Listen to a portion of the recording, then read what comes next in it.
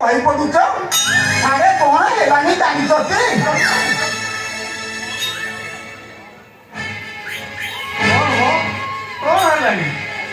सब आसु आसु खाऊ हुओ तुम्हें कौन कौन राजा किसी कही ना नाई तो कही ना आसी ना कह कौन तुम्हें कौन राजनहर दूत दासी ठार कि शुणी ना मुझे शुणी ना आलो घर बुड़ी पानी आंटी है तुम्हें एठारे मौज मजिस बसी बही पड़ू थाओ तुमर कौन ये मौज मजिस चिरदिन कहीं थी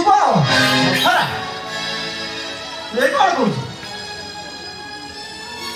हेलो राजा काली घोषणा करिसंती राम को अयोध्या राजा करदेवे बोले कि तुम्हें ए कथा जानी सुधा मौजरे बसी बही पड़ुच मंथरा तू कौन कहूचु ए कौन सत्य मो राम राजा हेबो सते तू जो शुभ खबर देलु एथिपे तते कौन पुरस्कार देबी एही कणी ए हारटी देउची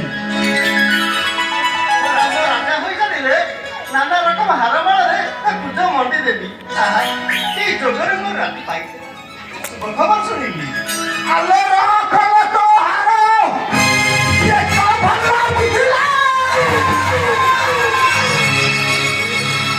ए राम राजा बा कथा सुनी एते खुशी गण माइ जाउछु ओठरे तोर कांदू कांदू दिन छलिबो नाही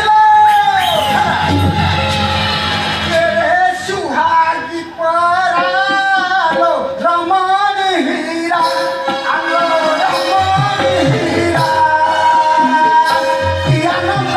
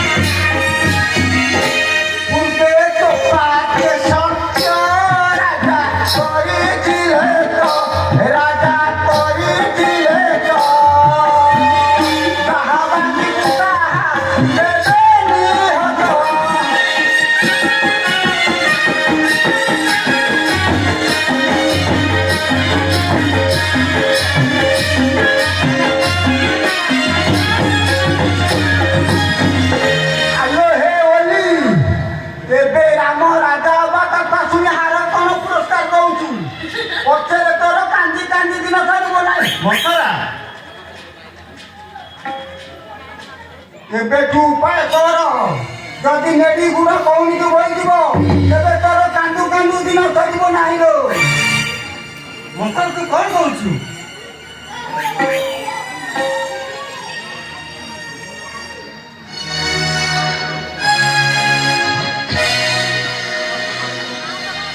ମଥରା ତୁ ଠିକ କହିଛୁ। ମୁଁ ନିଆଁ ଲାଗିଟା କଣ ଏତେ କଥା ଜାଣିପାରେ? ମୁଁ ତ ସବୁବେଳେ ଭରତକୁ ପଛରେ ପକାଇ ରାମକୁ ମୋର ମୋର କହିଥାଏ। ତା ରାଜା ହବା କଥା ଶୁଣି ଖୁସି ହୋଇ ଯାଇଥିଲି। ପଛକୁ ଏତେ କଥା ଅଛି କଣ ମୁଁ ଜାଣିପାରିଥିଲି? ଆଲୋ ଦେଖୁନାହୁଁ ନା ଏ ରାଜାଟା କେଡ଼େ କପଟି। ଭରତକୁ ମାମୁଁ ଘରକୁ ପଠାଇ ଦେଇ ଏଣେ ଗୁପ୍ତରେ ରାମକୁ ରାଜା କରିଦେବାରେ ନାହିଁ। ଏ ରାଜା ମୁହଁରେ ମୁହଁରେ ତତେ ଭଲ ପାଉଛି କିନ୍ତୁ ପେଟରେ ପେଟେ ବିଷ। ମଥରା ତୁ ଠିକ କହିଛୁ। ପ୍ରକୃତ ରାଜା କଣ କପଟି। ମୁହଁରେ ମତେ ମୋର ମୋର କହି ଅନ୍ତରରେ କପଟ ପୁରାଇ ରାମକୁ ରାଜା କରାଉଛି।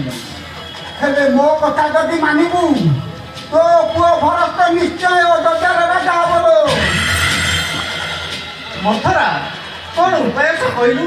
ରାମ ତ ବଡ଼ ପୁଅ ରାଜା ହବା କଥା। କି ଉପାୟରେ ଭରତକୁ ରାଜା କରାଇବି? କଣ ଉପାୟ ସେ କହିଲୁ ମତେ? ଏଇନା କହିଲେ ଏଇନା ହବ ଭରତ ରାଜା। ହେଲେ ତୁ ଯେ ରାମକୁ ବନକୁ ତୋଳି ହବୁ। କଣ ଉପାୟ ସେ କହ କହ। ଆଲୋ ହେ ଅଭାଗୀ, ତୁମେ ଯେତେବେଳେ ସମ୍ରାସୁରର ଯୁଦ୍ଧ ବେଳେ ମହାରାଜାଙ୍କୁ ରକ୍ଷା କରିଥିଲ ସେତେବେଳେ ମହାରାଜା 2ଟି ବର ଦେବେ ବୋଲି କହିଥିଲେ।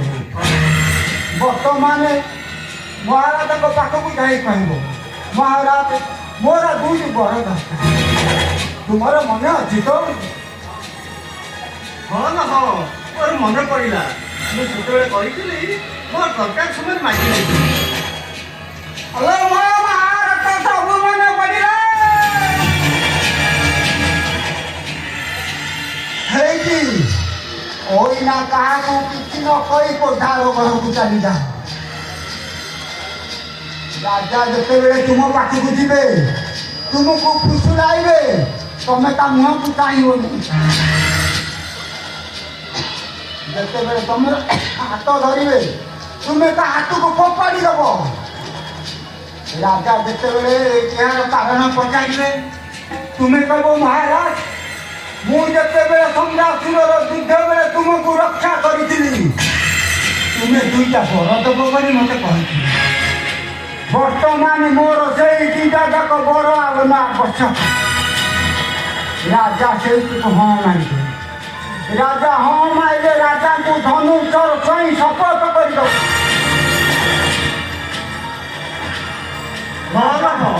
ରାଜା ଶପଥ କରିସାରିଲା ପରେ ତୁମେ ବର ମାଗି ଆରମ୍ଭ କରିବ।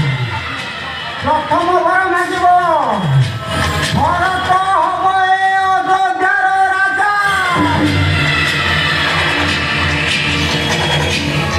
ଦ୍ୱିତୀୟ ବର ମାଗିବ ରାମ 14 ବର୍ଷ ବନକୁ ଯିବ। ହଁ ନା ହଁ ମୋର ମନେ ପଡ଼ିଲା। ତୁ ଆଜି ମନେ ପକାଇ ମୋର ପରମ ଉପକାର ହେବୁ। ଠିକ ସମୟରେ ଠିକ ପର ମାଗିବି। ଯାହା ହେଉ ମୋର ଆଜି ମନ ଥିଲା ଆଜି ତୁ ମନେ ପକାଇ ମୋର ପରମ ଉପକାର କଲୁ। ଧନ୍ୟ ଧନ୍ୟ ମଥରା ତୋର ବୁଦ୍ଧିକୁ ସହସ୍ର ଧନ୍ୟବାଦ। ଯଦି ଦେଖିବୁ ମୋର ପୁତ୍ର ଭରତ ଅଯୋଧ୍ୟାରେ ରାଜା ହୁଏ ତୋରେ କୈକେୟୀ ମଥୁରା କଣ ପୁରସ୍କାର ଦେବ? ଆଲୋ ମୋ ପୁରସ୍କାର ତ ପଛ କଥା। ମୁଁ ଯାହା କହିଲି ସବୁ ଗୋଟି ଗୋଟି କରି ମନେ ରଖିଲୁ କି? ହଁ ମୁଁ କେବେ ଭୁଲିବି ନାହିଁ। ଆଉ ରାଜାଙ୍କ ସୁଆଦରେ ପଡ଼ି ଭୁଲିଯିବୁ ନାହିଁ ଲୋ। କେବେ ଭୁଲିବି ନାହିଁ। ଠିକ କଥାଟା ଠିକ କାମରେ ଲାଗିଛି। ହଇରେ ରାମ ମୁଁ ଥାଉ ଥାଉ ତୁ ହବୁ ଏ ଅଯୋଧ୍ୟାର ରାଜା। ହଇରେ ରାମ ତୁ ଯେତେବେଳେ